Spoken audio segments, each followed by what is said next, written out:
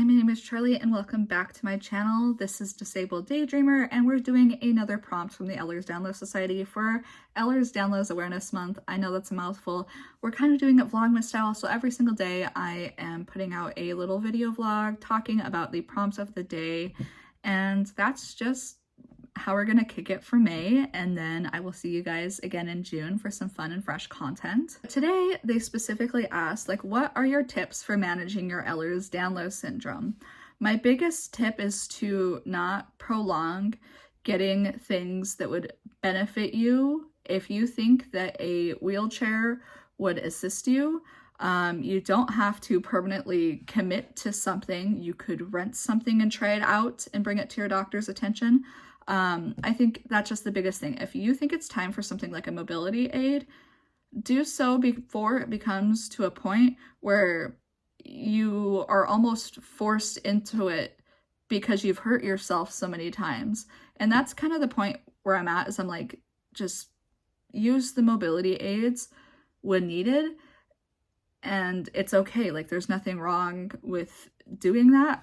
That's one of my biggest recommendations. My other recommendation is to make sure that you are dealing with your mental health as well on top of everything.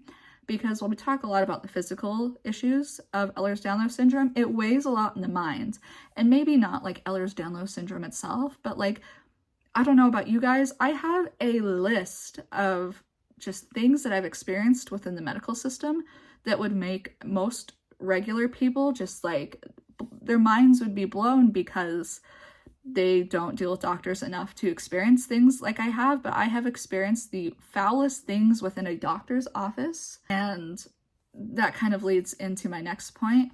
For assistance in managing Ehlers-Danlos syndrome, I find sometimes that being femme presenting, I am not taken seriously.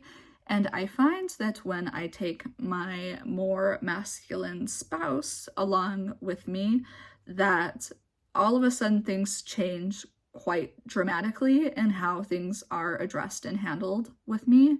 I specifically had a cardiologist who I went to the appointment by myself, and he is going through all my medical stuff. Again, I've signed over everything. It's if you're curious, you could totally just dig and find my diagnostic paperwork, all of it.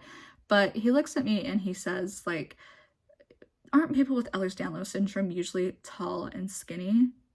And he kind of licks me up and down, and I'm like, I didn't even say anything. But it was why would you speak to me like that? And it's so not true. It's I think I was just more flabbergasted, that I was just not even, because it was clear that the intent was to, I don't know, insult me in some way, or express disbelief in some way. But when I brought my spouse in, it was not like that at all. He took the full appointment time. He shook our hands. He asked both of us if we had any other things that we'd like to bring up. It was totally different, and it was nothing like what I experienced within my first appointment. And so if you are feminine presenting, I highly recommend that you go and you find yourself a nice man to go to the doctors with, and it shouldn't come to that. And I hate saying that as a piece of advice that to learn how to manage things, but honestly, if I hate that that's what it takes for sometimes you to be taken seriously. But if you need to be taken seriously, society is not going to change within the amount of time it's going to take for you to get help. Bring the man if you must. Again, I don't think it should be this way, but it is. I also recommend getting tested for some of the big 3 comorbidities. And if you're not testing for those, I would recommend that you keep them in the back of your mind. And so by that, I mean things like POTS. Maybe you can, if you've been diagnosed with Ehlers-Danlos syndrome, monitor your heart, monitor your blood pressure, things like that. NCAS, if you are having allergy issues and stuff, keep this in the back of your head. Things like cranial instability and the things that are related to that, I don't know, keep things in the back of your head.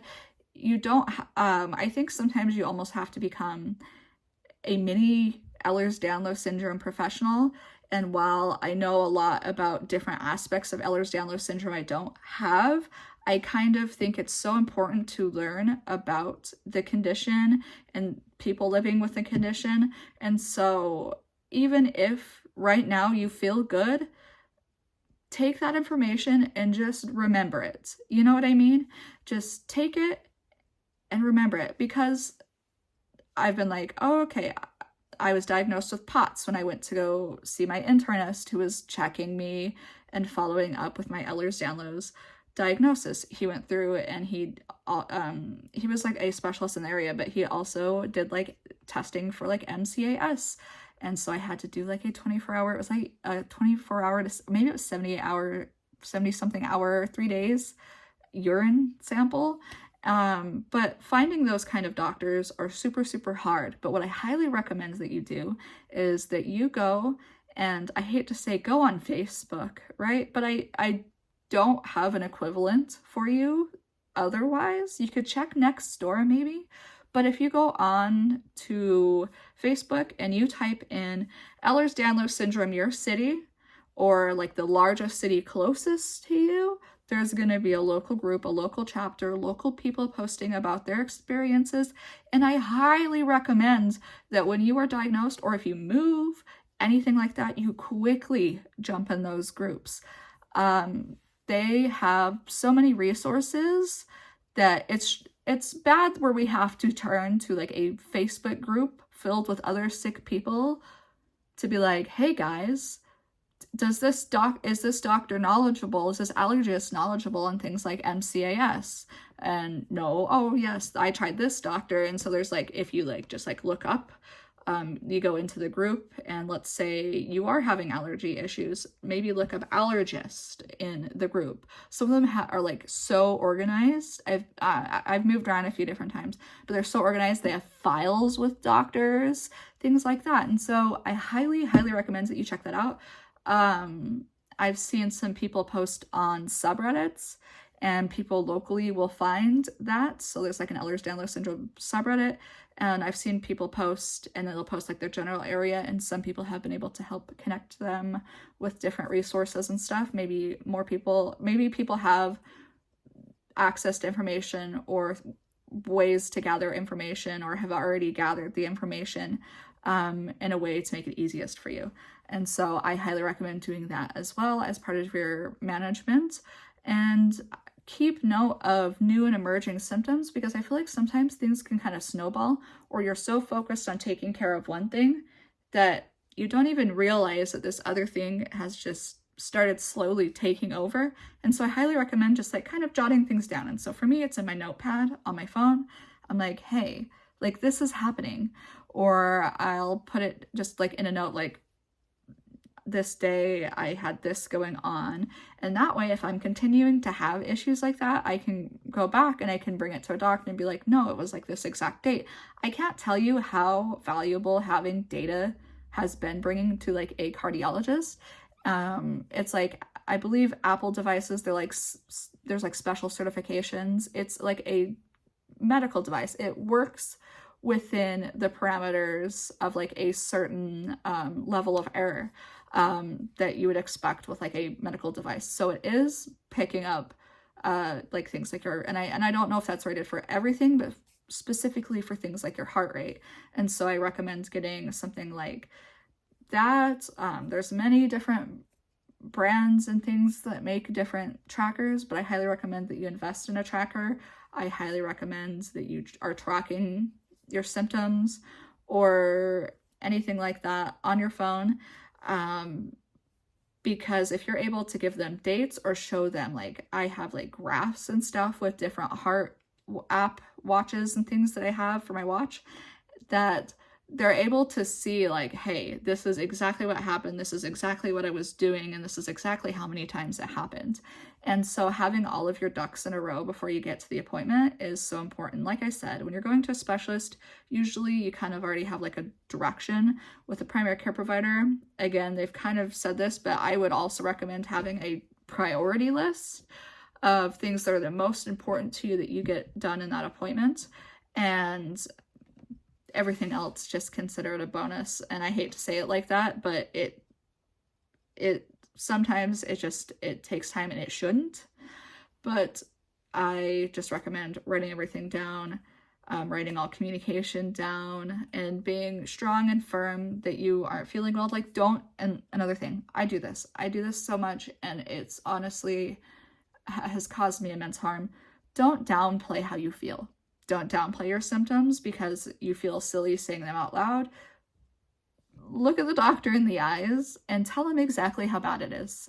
Tell them exactly what your daily life looks like. This is something I'm still working on because I feel almost embarrassed. But my recommendation to you is to not do that and to go to the doctor's office with confidence and a drive to make sure that you are getting taken care of, because unfortunately in today's medical scape, it sometimes does take a lot of self-advocacy. It has taken a lot of self-advocacy for me to get a more, I don't know the exact term, but I needed to see like more electro cardiologist, somebody who deals with more of like the signals of the heart. And so that took a lot of hoop jumping, and then it took a lot more hoop jumping to make it so it was like a consistent thing where I was having consistent appointments and they weren't moving it around, and knew that it was serious, knew that it was affecting me and my life, and just be so honest. Like, if you have accidents, tell the doctor. If you wake up every day in like 8 out of 10 pain, tell the doctor. If you can't make it to the bathroom, tell them. I know these things are so embarrassing, and there's some things I'm still like working up the courage to be like, hey doc, what do I do about this? Because it is embarrassing. But I think where I have found the best care is when I was clear, direct, and firm in what was occurring in my day-to-day life, and I didn't mince words of what exactly was occurring in my day-to-day. But I have this habit of downplaying my symptoms, and this could be translated to the people in your life. I often take on projects that my body cannot handle because people either assume, or I almost feel guilted into taking on projects because other people have jobs, and while I'm disabled, it's not like I'm just like having like just fun leisure time all the time. But I think I take on a lot more projects, and a lot of people ask me to take on a lot more projects. I think being firm and setting boundaries there too, like, I cannot do this. I can no longer take care of the painting or something. Like, I can no longer do cooking without being seated. Like, I need help securing this accommodation. Like, communicate with the people in your life and see what can happen to make your life 10 times easier. So I think that's all I'm going to say for today. I hope that kind of showed some of the things that we deal with as people with Ehlers-Danlos syndrome. As I've explained in previous videos, I have hypermobile Ehlers-Danlos syndrome. I've gone through genetic testing. They have found no genetic marker. I've talked about my other diagnoses under my genetic panel testing. So if you're curious, please check out the previous days' videos. Like I said, we're filming this Vlogmas style, so you're getting a new video every single day talking about Ehlers-Danlos syndrome.